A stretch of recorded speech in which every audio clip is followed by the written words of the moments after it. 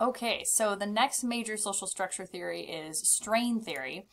And so strain theory starts off with the idea that most people share similar values and goals. So most of us want similar things. We want to make more money, we want to have more power, we want more people to like us, we want to be good at something, whatever it might be.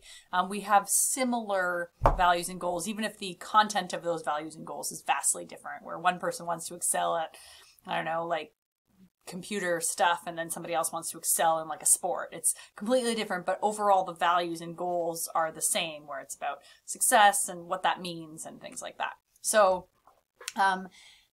even though we all have similar values and goals, the ability to achieve those goals are very much dependent on socioeconomic class. So people in the middle and especially the upper classes just have more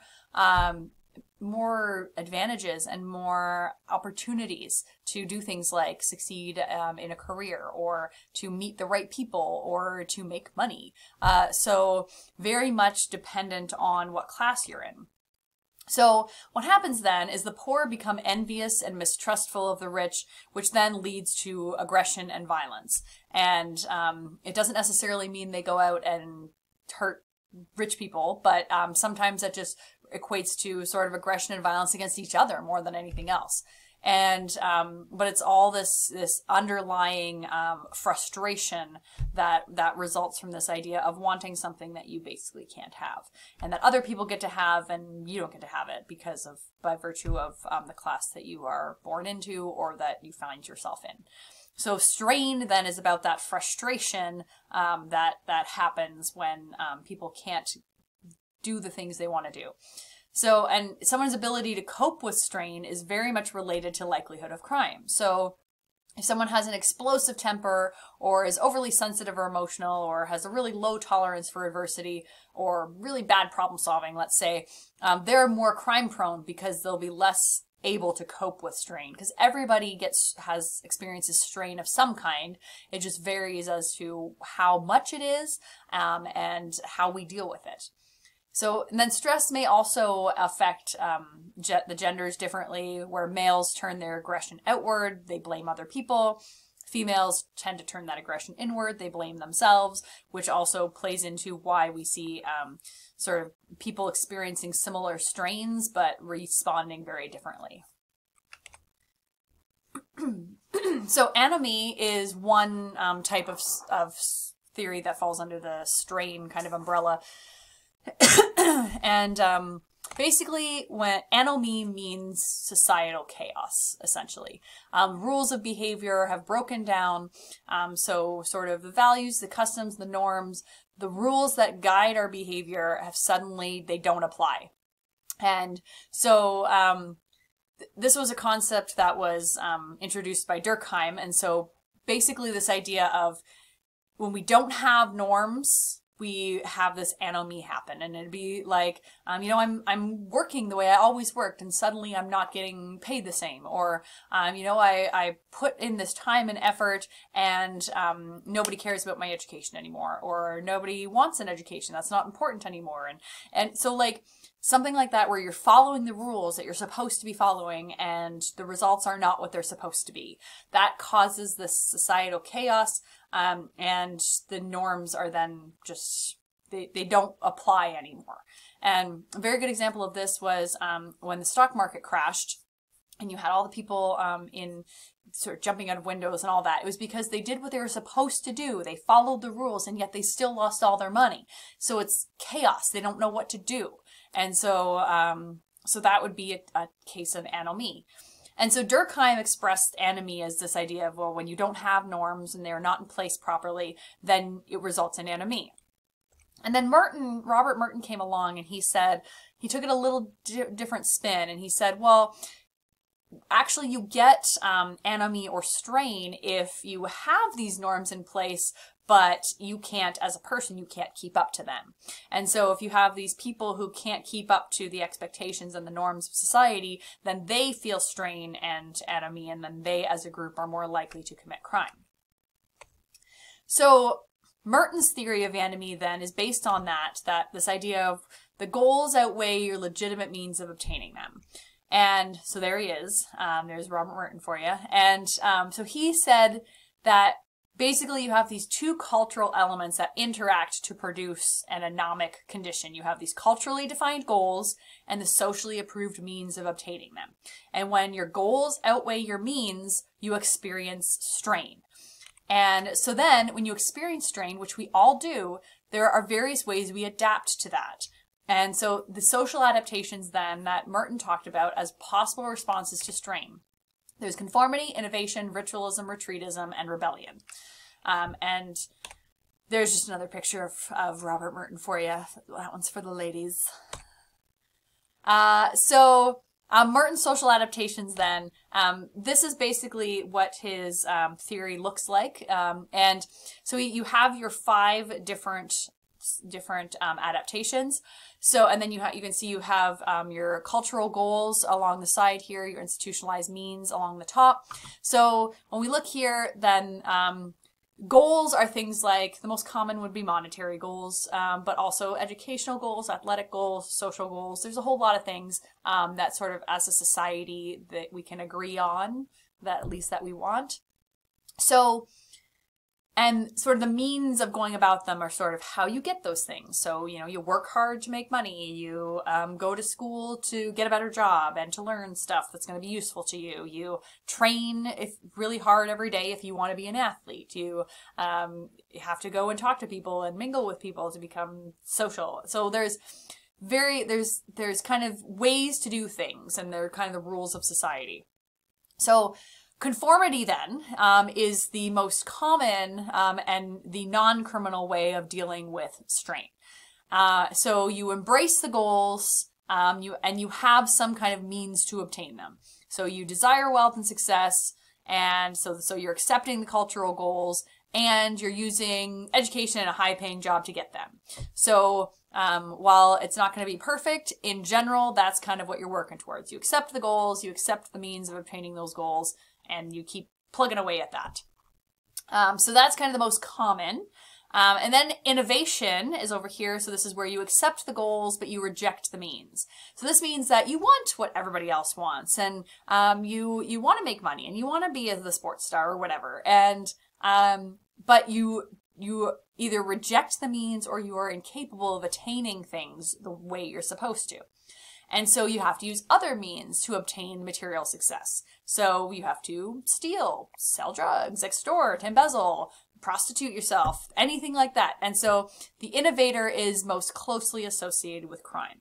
But just because somebody falls in this category doesn't mean they are a criminal, because an innovator would also be somebody who invents something, and like Mark Zuckerberg would be an innovator. He invented a way to pave his way to success in a way that he didn't have to go to school, and he dropped out of school and whatnot. And so he was an innovator, but not in a criminal way. Whereas you do also have people who would fall into this, though. This is where most of our criminals fall, because they want what everybody else wants, and they want to go about it a different way.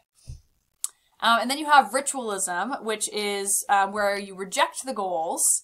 So you're rejecting the goals, but you accept the means. This is people have acquired the means to accumulate wealth or whatever that they need, but they just enjoy the routine of work. They don't have any ambition to climb the ladder. These would be people like mid-level bureaucrats would fall into this. People that just are fine where they are, don't have the sort of goals to move forward. They're just happy with going through the motions. But this could also mean enjoying rituals of religion or of clubs. And so this group is actually the least likely to be criminals, because they've totally abandoned the success goals, which is the most motivating factor for crime.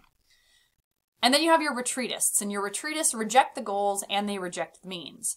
And so it might be people who tried and failed to obtain success, and so they retreated into something like drug use or vagrancy. But it also includes like religious retreatists, like monks and nuns would also fall into this. And then you have your rebels. So in the rebellion group, these are people who they actually substitute their own goals and means for the conventional ones. So often they're promoting some kind of radical change in society. Maybe it's rebellion against the government or an effort to change certain elements of society like poverty or marginalization of groups. But it's not always like our heroes, but like MLK would fall into that. Anybody sort of fighting for civil rights, they would all fall into that rebellion group because they're trying to change society.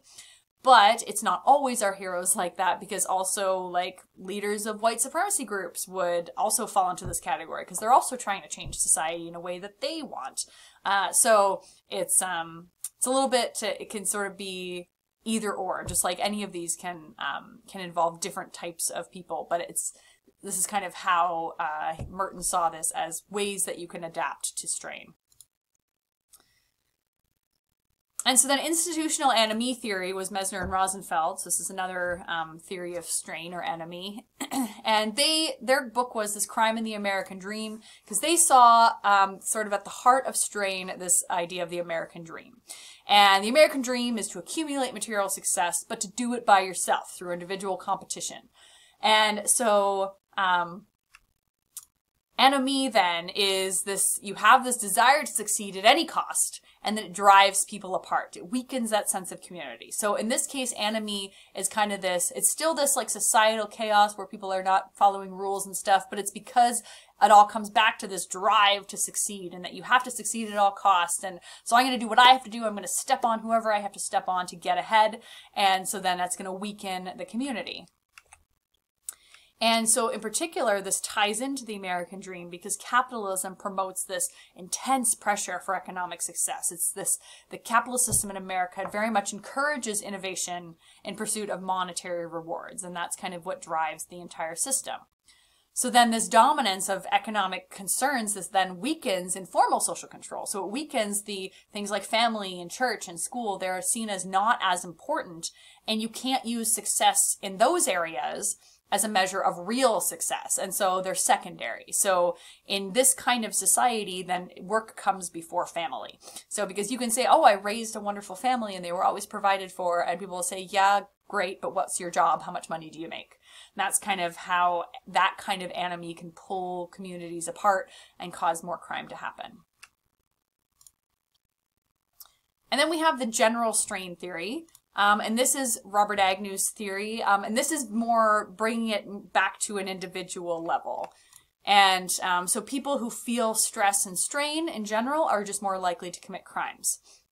But he's talked about specific sources of strain. So the first is the failure to achieve goals. So this would be things like thinking you're going to be this rich and famous singer and or athlete, and then you find out you're not actually that talented. So it could be just a general failure like that. It could be that the achievements that you do get don't meet your expectations. So especially if somebody compares themselves to their peers or to others in their position, they think they're going to get more money or status or whatever it might be with some kind of promotion, and then it doesn't come through. So then these perceptions of inequality then further fuel that anger. Well, they get more than me, and I did the same amount of work or whatever. And then there's specific strains of removal of something good or the addition of something bad. So this is just your life changing in a way that leads to negative effects. So the removal of something good would be like the death of a loved one is a big one, moving, getting a new job, or losing a job, which so then you're losing something. Or it could be like divorce, something like that. So something good being taken from your life, or the addition of something bad. So this would be, the best example of this would be things like abuse, neglect, victimization, suddenly catching a cheating spouse, like anything where something bad is added into your life. But now Agnew specifically talked about that strain works through these negative affective states. So it's not that those strains or stresses cause crime, it's how you cope with them that determines whether you're going to become a criminal. So strain causes these negative affective states, so like anger, frustration, disappointment, and then if you don't appropriately deal with those emotions, that's what leads to crime. So it's not the strains themselves, it's strains work through your emotions and sort of how your coping mechanisms, and then if you're not coping properly, then you're more likely to commit a crime instead. And of course, Breaking Bad, perfect example of general strain theory, which there's a clip for you guys to watch for that.